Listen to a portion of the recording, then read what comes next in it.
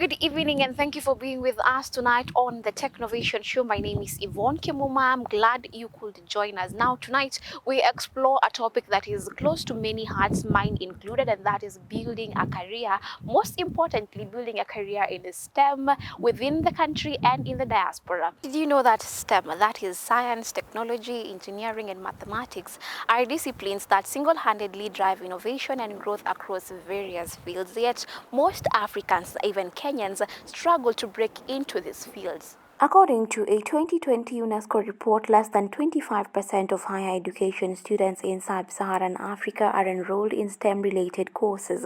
The World Bank further estimates that Africa needs 2.5 million engineers and technicians to meet its development goals. But a mismatch between education and industry needs has left many graduates struggling to transition into practical roles. The challenge is not just about education but also success. While STEM skills are in high demand, only 1 in 4 students across Africa has access to the internet for learning, compared to nearly universal access in developed countries. The gender gap in STEM is also glaring, with only 30% of the global STEM workforce being female, and in Africa, cultural biases and a lack of mentorship makes it even harder for young women to break into fields like engineering, AI, and data science. Even for those who do manage to gain STEM skills, breaking into the job market is another uphill battle. In Kenya, for example, engineering graduates often struggle to find internships or secure roles that match their qualifications. The startup ecosystem, though vibrant, also presents its own set of challenges, with 90% of African startups failing within the first 5 years, mainly due to funding and mentorship gaps.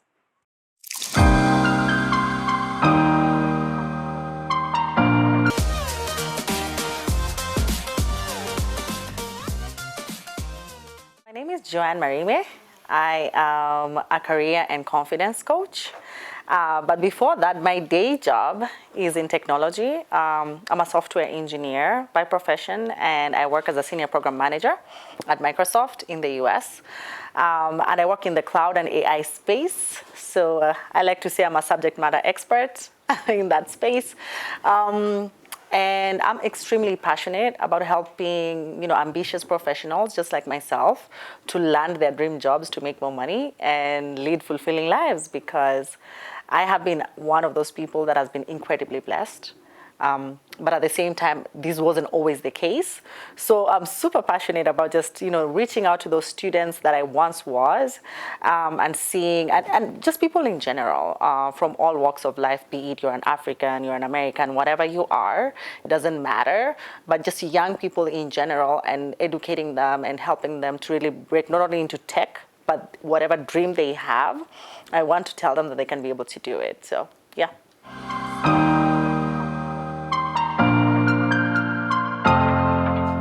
Absolutely. So, man, my story is so crazy because I look back on it now and I'm like, I can't believe I went through all that. But, again, I think I couldn't change it even if I wanted to, because that made me who I am today. So just like you, I was born and raised here in Kenya, and I lived in Kenya until I was 30 years old. I'm 38. I'm turning 38 on Friday. So super excited about that. I mean, 30s rock. But anyway, let's go back to my journey, right? And so, like everybody else, I was always, an A student. My parents are teachers, so in that household, both of them, there was no failing. So I knew I was always a smart kid, right? I went to all the right schools. I did all the right things, at least I thought. So, right? And so I went to the Alliance. People like to say, okay, and I'm going to say that. So, woot woot, all the Busharians out there. And then I went to Jakewood, right? And I thought for sure when I finished my computer science degree, I'd get right out there and the world would be my oyster, right? Boy, was I wrong. Like, that did not happen. So I graduated, and then all my peers, I was looking around at myself, and everybody got a job. But I didn't. I went into banking for about 2 years. Now, I was working at Barclays Bank of Kenya as a collections officer. And I did that. And unfortunately, around that time, that's around 2011, 2012, the banking industry started having some sort of upheaval changes, just like the tech industry is having changes right now, right? And the first thing that happened is they decided to let go of people. And guess what? Last in, first out. So we were the first people to be let go. All my cohort, all of us were unemployed. In just like 1 second, all of us were out. And now the real struggle began, right? So I'm 22 years old, 23, and I'm thinking, man, like, I can just apply, right, and get jobs. That did not happen. I like to call it my Joseph moments. In the Bible, I'm a Christian, and I believe a lot of people are Christians, or at least they've had the story about Joseph, right? And he had tribulation until he was 30. And that was literally me. And so I get out of school and I get out of this job and I start applying for jobs. Nobody taught me what the secret was, right? There's nobody who teaches you in Kenya in particular. We are told, get your degree, get your papers, go and get some internship somewhere, and somehow everything should work out, right? No, that didn't happen for me anyway. And so I'm out there and I'm struggling. So I started applying for any job. I did all the jobs you can think about. I worked in a warehouse in Dandora. I lived in Kibera. I've lived, name it, in this city. I've lived it. And so I kept wondering, what is wrong with me? Because when I look at my peers, I was at the top of my class. So there's no saying that I wasn't smart, that I didn't study. But then there's just something that I simply did not know that others seemed to know. So in parallel, at the same time I was applying for, to go to the States as a student. And guess what? I was denied. So rejection became the name of the game. Like, I was being denied everywhere, from the jobs to what. Man, I remember crying so many times. I used to go back and I was on people's couches, my friends, my brothers. I was just couch surfing from one person's couch to the next, to the next, to the next. And that was hard.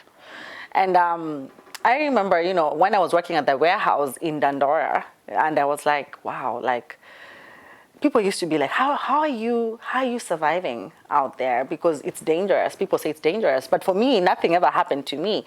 And I believe it's by the grace of God, but at the same time, it doesn't matter. There are good people everywhere, right? I don't want anybody to say because you're born somewhere that you are a terrible human being. No. I lived there, I worked there, and I was fine, right? And then so fast forward when I'm 29, and so this is a whole story, but I'm going to cut it short, right? I had applied to go to the States 6 times, and I'd been rejected 6 times. So you can imagine when you walk the walk of shame from Gigiri, I call it the walk of shame because, man, it's shameful. You have that, what I call the pink slip from the embassy, and you spent money. Remember, this is money you're scraping together. So you've paid for this whole interview thing, and then you get there and you're given this and you're told, try again. And I'm thinking, God has abandoned me forever. So in parallel, I'd also been applying for a green card, right? And so that's how I ended up in the States. The first thing I was told on day one, which I'd never had before in my life, is that you are here, you think you're here to get a degree, but actually you're here to get a job. And I was like, okay. And they said, yes, because you've paid a lot of money to be here, right? You've paid over $100,000 to be here. That's like legacy money. So if you have paid all that, then our job, you have to get a return on investment. Has any school that you've ever gone to here in Africa or even in Kenya told you that? No. They tell you you're here to get a degree, right? So one of the things, so that was like, what kind of school is this? First I was like, what kind of school have I come to? Because these people are not serious about education, right? I'm like, yo. But they were like, listen, we know by the fact that you're here and we accepted you, because it's very rigorous to get in. Because we've accepted you, we know you're smart. By default, we know you're going to pass the exams. But it's not just about passing the exam. It's how do we make sure that at the end of it all, you'll say that's the best thing I ever did. That's why I'm saying there has to be a different take in how it can't just be about money. The university is making money. It has to be about, okay, as you're making money, how are you helping your students get a return on investment? So there I am in this school, and it's week 1, and I'm thinking it's supposed to be kind of getting into school, right? And understanding I'm in a different state, I'm by myself, I moved from my sister to a totally different state, so it's like a different country. Again, it's hot because it's in Arizona, 100 times as hotter than this, because it's in the desert, literally. And so I'm like, where am I and what is happening, right? Because I thought in America America was like supposed to be very, I don't know, snow, but I went to the desert. Anyway, so there we are, and I realized I'm gonna fail. If I don't do something differently, I'm gonna fail. So I didn't depend on just the career coach that was at school. I said, I'm gonna find myself somebody who's done this thing, and I'm gonna pay them, and they're gonna show me how to succeed. So I ended up getting this African-American lady, and I'm so grateful. Angelique, I always tell her, hey, you know what, we're still very good friends today. And she told me one thing. She told me, Joanne, you're a black woman in America. First of all, nobody had ever called me a black woman before. So that was like, oh, wait, I'm a black woman? Okay. And then she says, things are different for you. You're going to have to work 10 times harder than everybody else, right? And also adding the fact that you're African is also another layer of it all. Because now I'm not African American, I'm African. So again, you're going to have to do things differently. And from the get-go, she said, today, let's start working on your resume. So we worked on my resume. I had a CV that was like 5 pages of nonsense, which had to be reduced to a 1-pager. And she told me by next week, this is week 1 of school, you're going to have people coming to recruit. So you have to be ready. So I had like a boot camp on top of everything else we were doing in school. We had like a whole week of a lot of activities so that we could get to gel as international students and with Americans as well.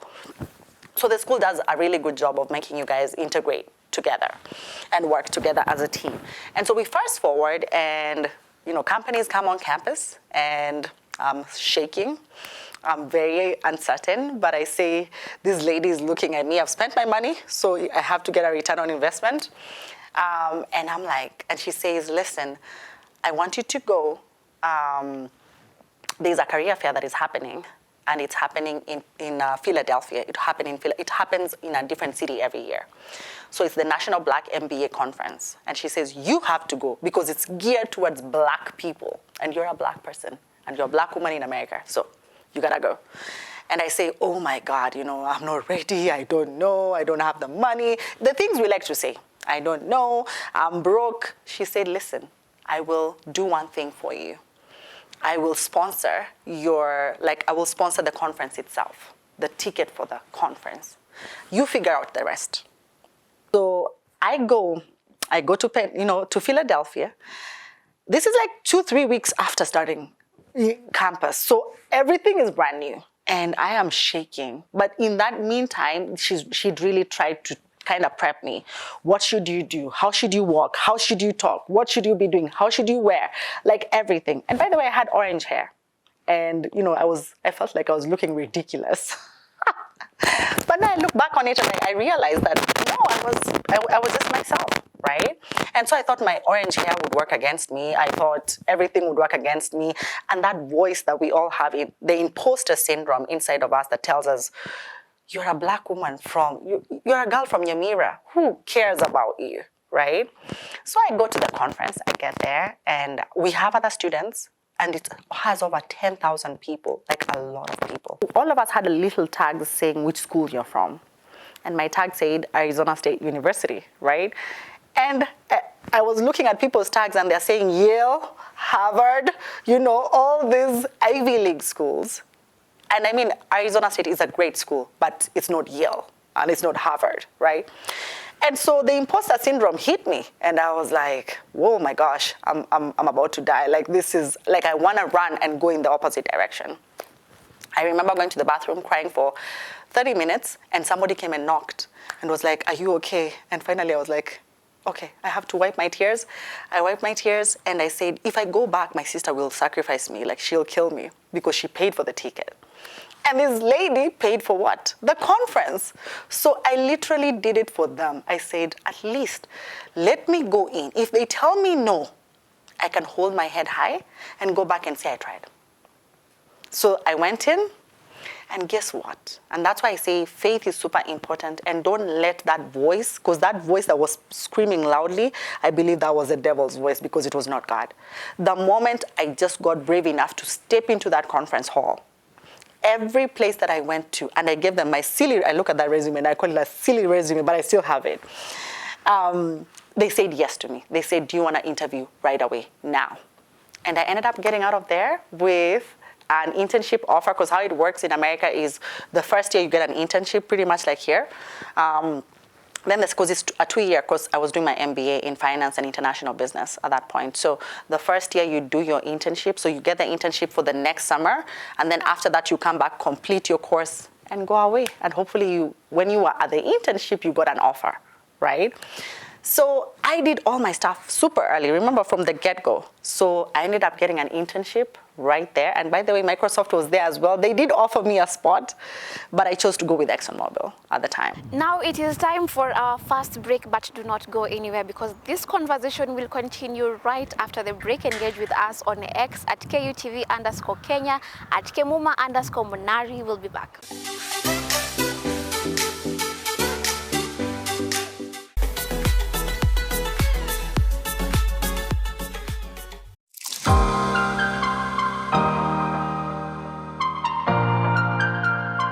There's so many ways to skin a cat, right? So this is what I'm going to say. Number one, I think we have to start when people are young.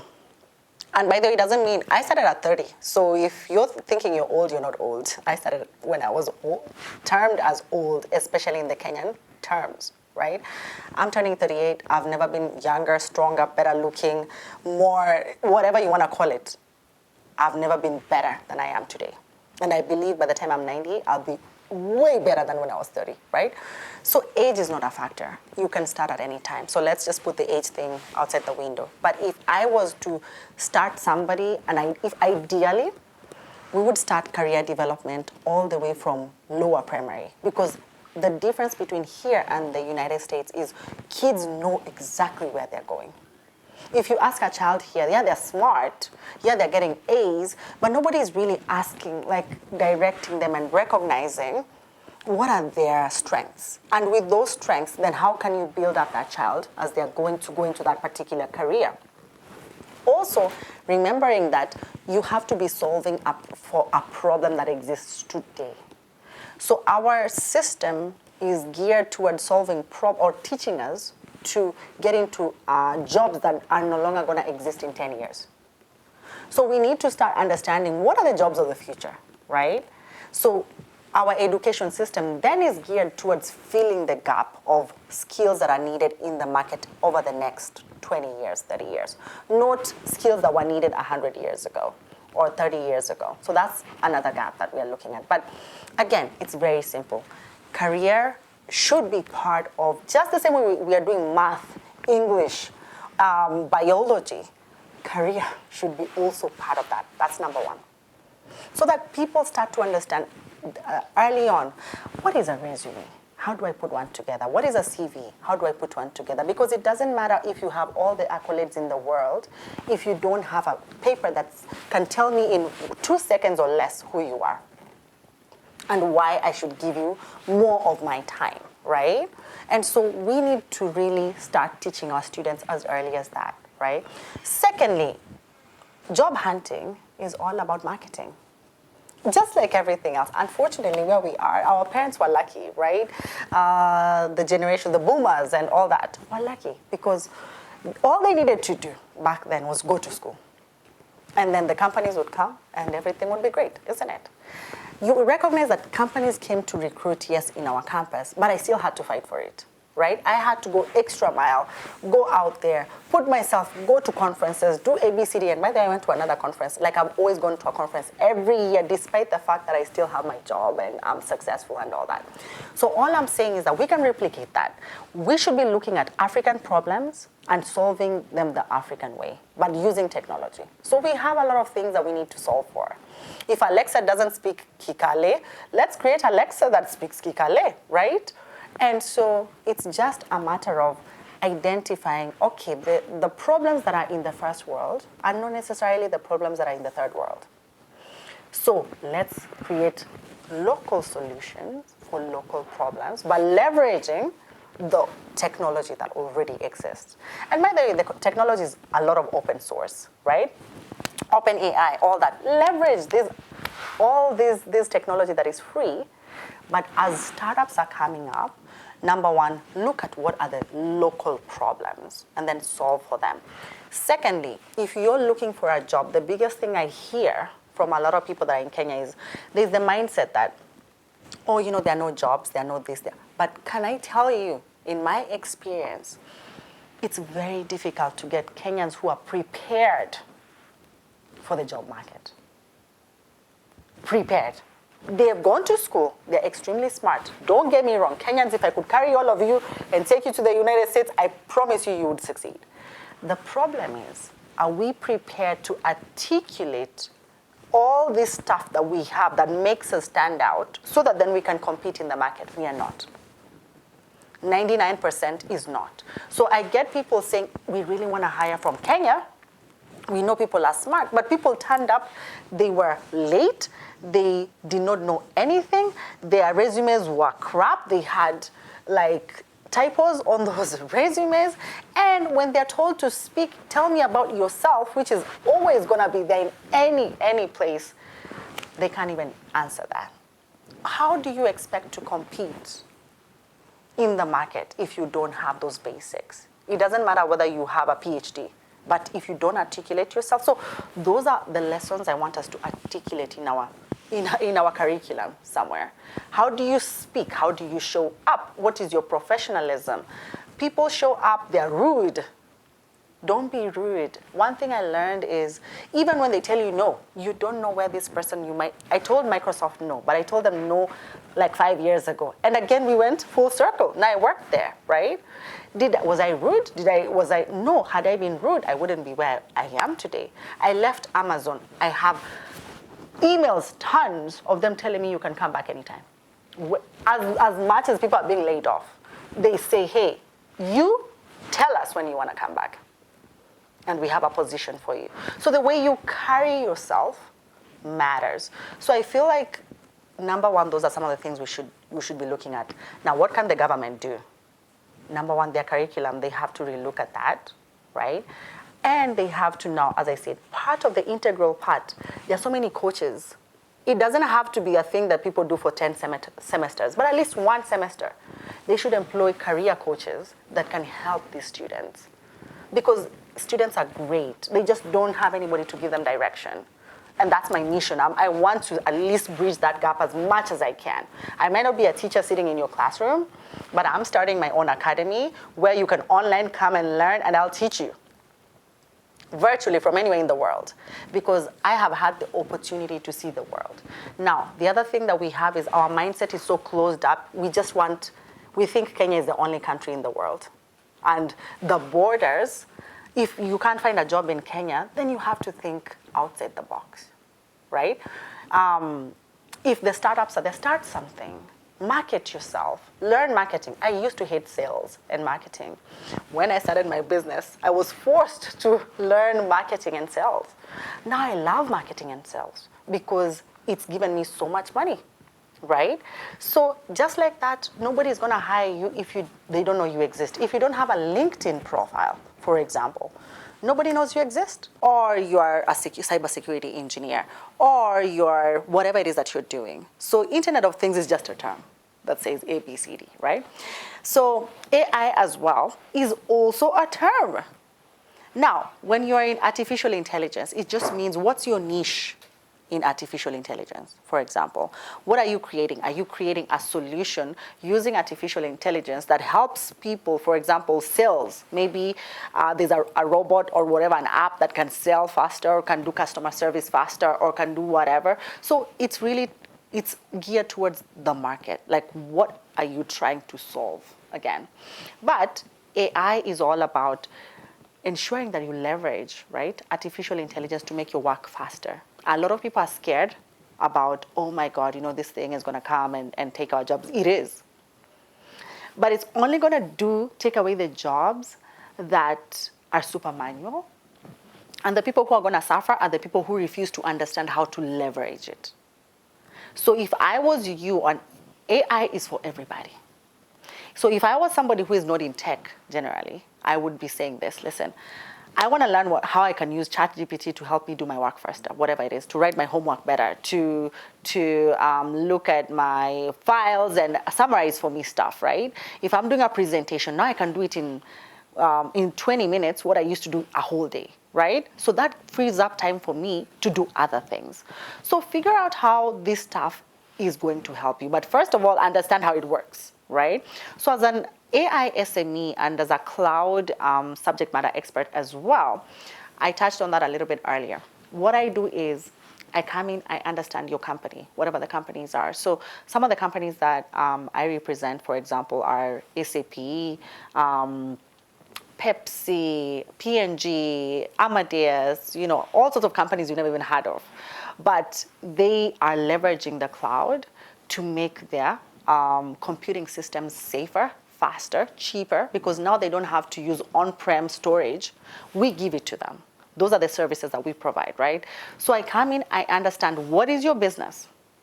What are you trying to do? So for example, Amadeus is one of the companies that sells, when you go to an airport, and you're passing through the airport and the ticketing and you're booking your ticket, this is the company that gives all these airlines that capability.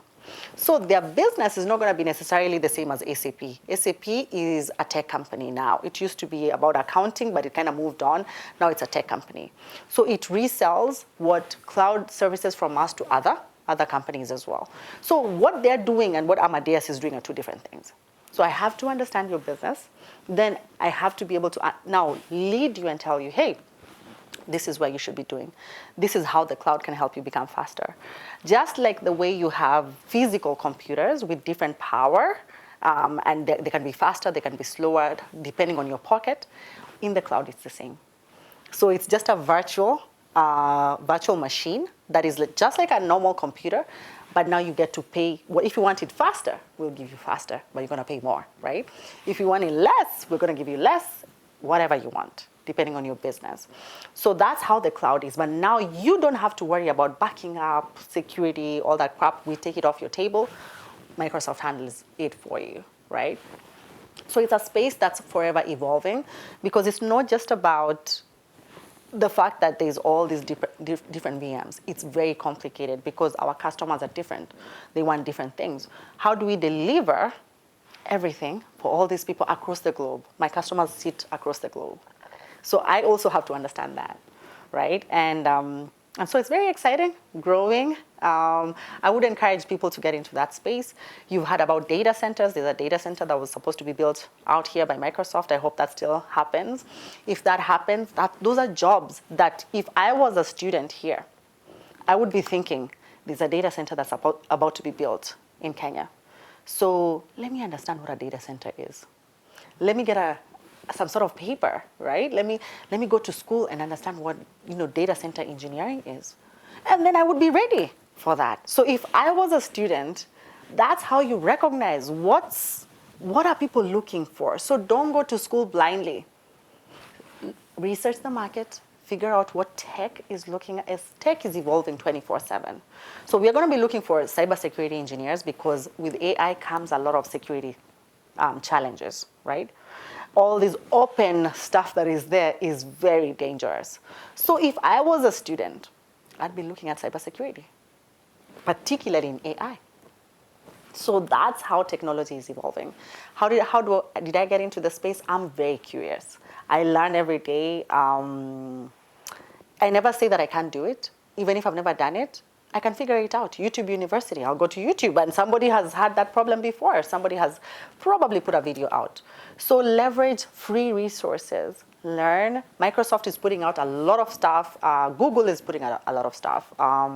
Amazon is doing all this stuff. AWS, I worked in AWS. There's a ton of free information. You don't have to go get a degree. Use YouTube, learn, put it on your LinkedIn and brag about it and tell us about the way you're the expert on it. Then I can say, oh, I saw that person who was talking about cybersecurity. That's the person we should hire. I would hire somebody on LinkedIn over somebody who just gave me their resume and I've never seen them before. So Gen Zs, whatever the other generations, Y, X, whatever, don't just be online doing just TikTok, right? Learn something, teach us something. Show us what your expertise is. That's what the job market is looking for now.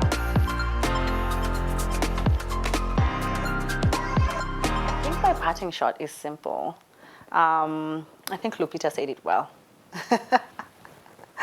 That, all of us, it doesn't matter, all dreams are valid. It doesn't matter where you started. If you had seen me in Dandora, getting on those matatus and pushing them because they were the old ones, yeah? If you had seen me then, there's no way you would have thought I would be sitting here talking to CTOs of the biggest companies in the world and them looking at me as an expert. Never, ever. So all dreams are valid. Secondly, you have to love learning.